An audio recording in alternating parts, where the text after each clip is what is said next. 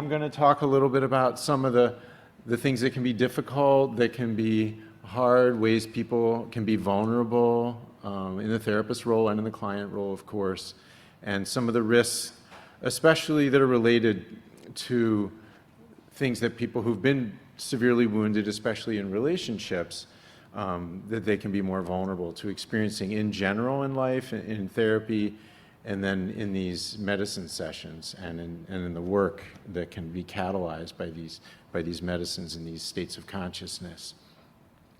And yeah, just to say a little bit about myself. So yeah, I'm a clinical psychologist by training. I've focused on trauma for a long time. I've done research with Bessel and been part of the MDMA study, and Libby and I were co-therapists in that, and been working with ketamine in private practice since 2020. Some of my key principles, in addition to my connection to Bessel, Judith Herman is someone who I studied with and got to know, especially in the 90s, and really appreciate a lot of what she articulates in her work. And she talks about how trauma is at its heart experiences of disconnection and disempowerment, and that to help people heal and to help them seek justice, it's essential that we relate to them in ways that are truly and genuinely connecting to them in a collaborative way, in an empathic way, in other ways, and that we're acting in ways to give them power or to facilitate their accessing their own power. I know sometimes people feel like empowerment can also feel like a power over term, and I don't mean it that way. And one of the models that I'm also really influenced by is self-determination theory. I went to the University of Rochester undergrad, and Ed Deasy and Rich Ryan are there. And they talk about 3 fundamental human needs. Of course, there are more, but they talk about relatedness or connection, competence, and autonomy. And when I think about empowering people, I think it has these 2 aspects to it. It's supporting their autonomy, but also supporting their competence. And part of what I'm going to talk about is how these are poles that we can fall into and get unbalanced on. And some of the harms in this work can come from those kind of imbalances and the reenactments they involve. Another key part of my approach is really, as Libby was saying, is collaborative. Very much, I don't want to be the one with the power, though obviously there are power differentials in this work, but I want to, as much as possible, be collaborating and working at the pace that works for my client, and for us together to co-create this therapy relationship. Whatever interventions we may draw on, it's hard, it's a collaborative relationship that's very unique to that person, very unique to their healing process, very unique to where they are in their life now, and unique to what we together are creating. And this is, of course, the antithesis of the medical model, where I'm the expert and I prescribe and you comply. So I'm going to just say a little bit about the frame and speak a little bit about the deep faith I have in people's capacity to heal in this work, and the beautiful things that I do see happen in this work and get to be a part of before I talk about more on the risks and harm potential. So again, as Libby was saying, and Gita, of course, the relationship, and Lisha too, of course, everybody's saying it, the relationship is so central. And I've been talking about that already. And in psychedelics, we also have these idea of the set and the setting. So the set is the mindset or the cognitive set people bring to it, their hopes, their fears, their expectations, their ways they tend to filter reality, their intention for what they want to get out of these sessions. And then the setting is, well, in what setting do we do it? What is your office like? What kind of music are you using? What is the art like? What kind of sounds are you dealing with outside sometimes, as Libby was saying?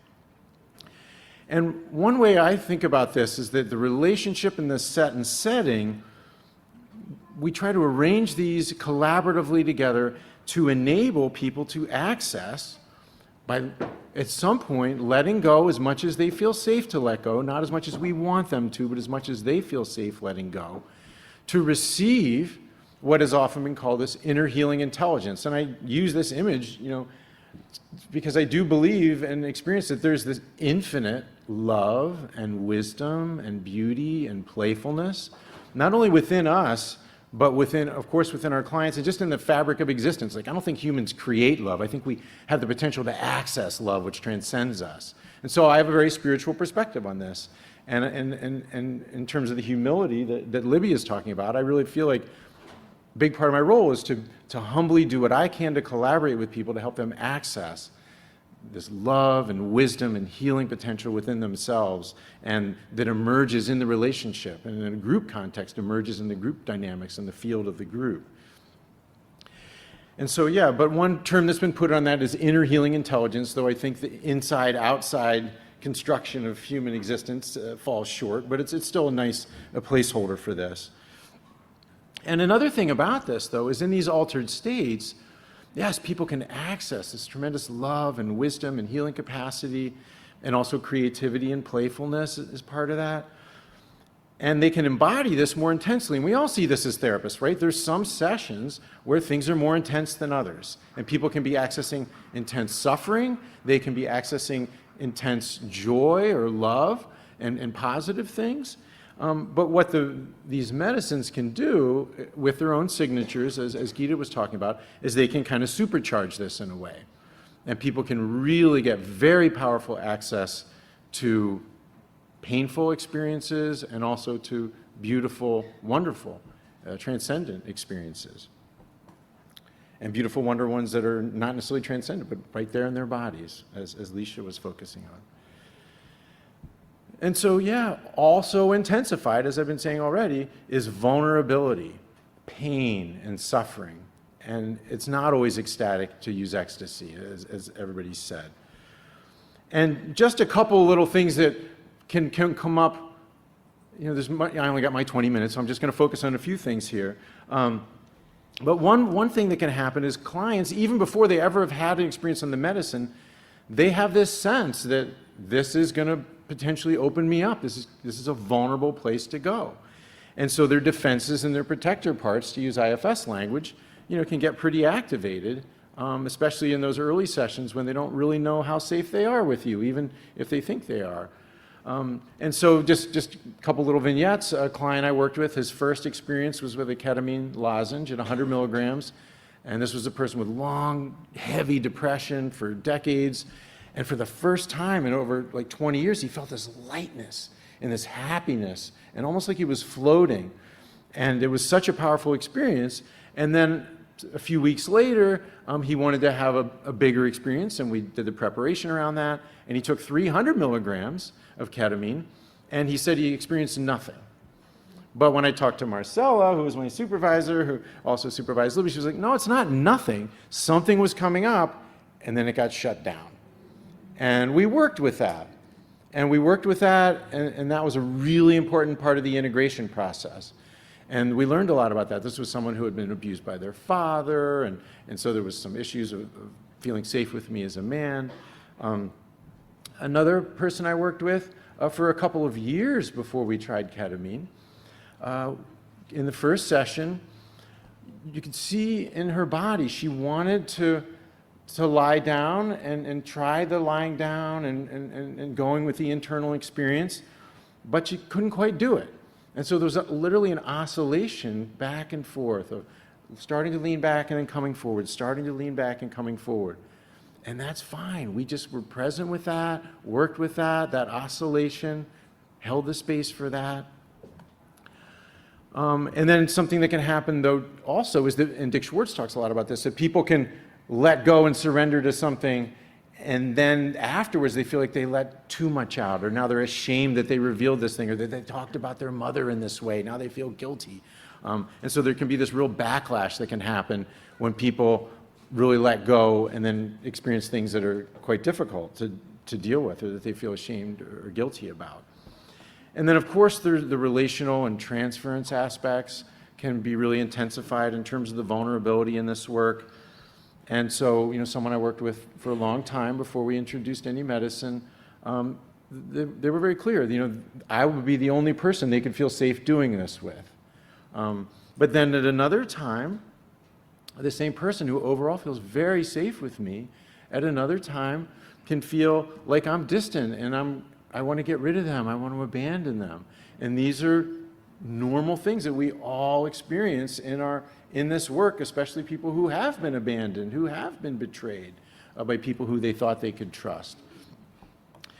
And so these are just little popcorn things of some of the ways that the vulnerability can affect people. And I want to acknowledge, as Libby talked a little bit about, that there are people who, as in the therapist role, who are dangerous, who are not yet safe to be doing this work, or at least maybe not with certain clients. And these tend to be people who are, I would say, are emotionally and morally immature in certain ways, and who have a vulnerability to misusing power. Some descriptions we can use of folks who can have these problems. And so, in this work, clients are very vulnerable, right? They're suggestible.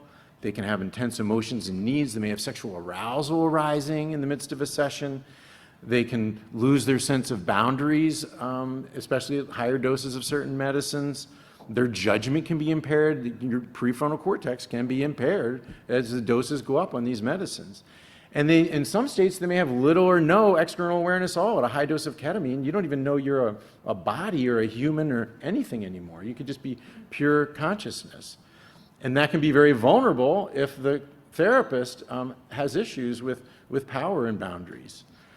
And even just regardless of the medicine effects, these long sessions of 3 to 8 hours, that's powerful stuff. I mean, that's intimacy, that's connection, that can trigger and evoke a lot of longing in people, which can have its own psychedelic aspects to it. And it can alter people's experiences of the intimacy of the therapy relationship in ways that are triggering, and also alter their perceptions of boundaries in ways that can be confusing and difficult. And there can, of course, there can be positive things. I'm focusing more on the vulnerabilities now. And by a therapist who hasn't worked with their own shadow, who hasn't worked with the parts of them that are motivated to get their needs met through their client, their needs for power, their needs to feel special, their needs to feel like they're the one who really knows how to work with the body or with AEDP methods or IFS or whatever. We're human. We get attached to our models and the things ways we want to help people, right? And so this can play out with the touch, in this work. It's a very sensitive area that people need training in, and they need to be able to not just have training, but look inside themselves and look at their motivations for reaching out their hand, for wanting to touch their client. And sadly, we've heard stories of therapists who have not done that work and are not safe to be in these spaces with people in altered states with touch happening. And really in this work, there's many temptations and opportunities to exploit or deny the vulnerability, the trust, and the suffering of their clients in selfish ways. We're all human. We all have capacities to be selfish, especially when we're having a bad day, especially when we're feeling vulnerable and maybe ashamed in certain ways or incompetent as a therapist. These things can happen. Even with highly mature and ethical therapists who've done a lot of work on themselves and have a lot of awareness of where they could go off the rails and the ways they could maybe be exploitive or selfish with their clients, even then, as Libby said, people can recover memories that they had no idea, were there, and this can be incredibly disruptive. And so it's really important for therapists to have training and knowledge and supervision and whatever else they need to be able to help people who are recovering powerful disruptive memories in therapy, including on these medicines, because that can be really a rough patch and really difficult work for people, obviously. Another thing that can happen is people can get really attached to the positive experiences, and that can actually stall healing. So they can do a spiritual bypass or like a psychedelic bypass, and I think we've all known people or maybe been through this phase ourselves. Of getting really attached to what amazing experiences we had, and now I really can connect with people way better than I ever could before, and these sorts of things, right? And this can happen with our clients, it can happen with us, and this is one of the risks, even in the best psychedelic work, this kind of inflation and bypass can occur. People can get attached to the psychedelic model and devalue their ongoing therapist if you're working adjunctively with them. They can devalue things that actually have been and could continue to be helpful for them because they get all caught up in this amazing medicine experience and how they can, achieve these insights and mystical things and whatever with that. And this can get in the way of people's growth. Even the positive stuff, if attached to use a Buddhist term, can get in the way. And more. But first I just want to come back to this concept I said at the beginning and make this more general point that good psychedelic-assisted therapy is good trauma therapy. And so that really, again, connection and empowerment. So deep empathy and care. Libby used the word love. That was nice to hear. Love for our clients. That's part of it. Embodied connection, as Leisha was talking about, and Gita too. Exploring people's ambivalence and hopes and all the different parts of them and what they bring to this work. This is about some of the deep connections that we do in the preparation work especially, but all the way through. And as much preparation as necessary. It could take months, it could take years for some clients to be ready to enter into these altered states with you.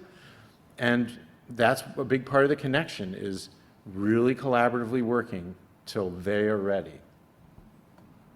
And then in terms of empowerment, truly informed consent, including about how things could be difficult. Truly collaborative, as I've said, genuine, not a naive faith in this idea of the inner healing intelligence, because some people are going to have more difficulty accessing that. And again, supporting their autonomy and their competence. These two poles, and I'm going to say more about that. So a question to keep in mind if we're doing this work and we're in the preparation phase or even in the screening phase, can this person at this time access their inner healing intelligence in that state with this medicine, with the dose we're going to start with? And I don't mean you as the therapist just ask this and then you decide.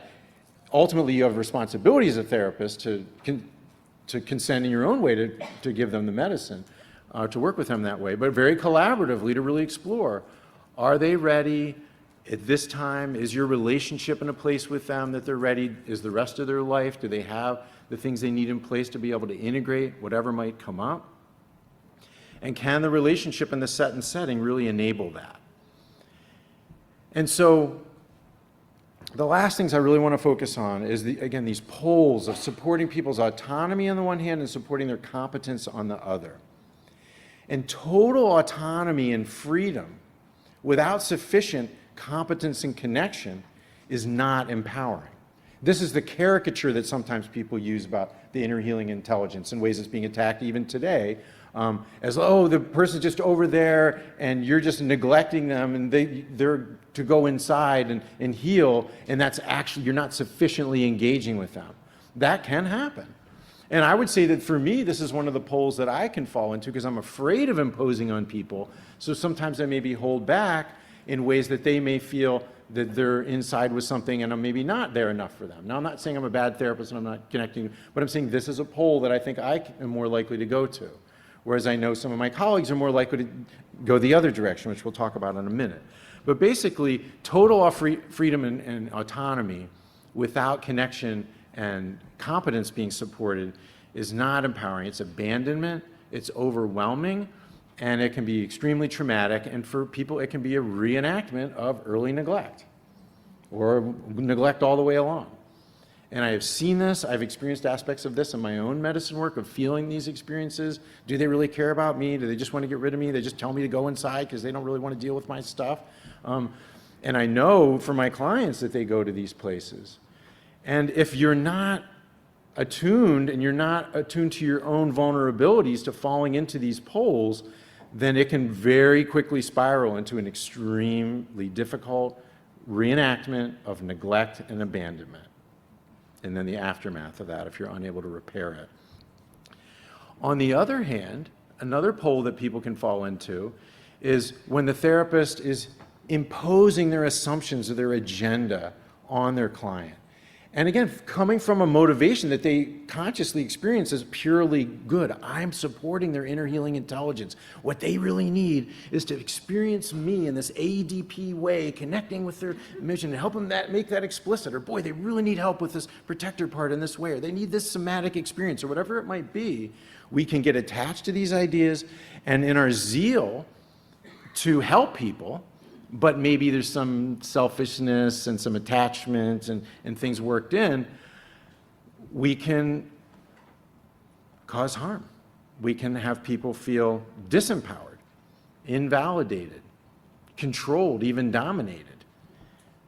And now we're at the other pole. Now we're reenacting exploitation, abuse.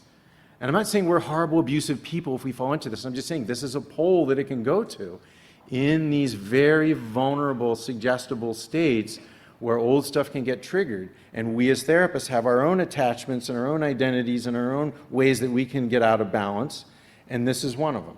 And I've seen this happen. I've heard this happen. I've watched it directly, therapists doing this in some group contexts.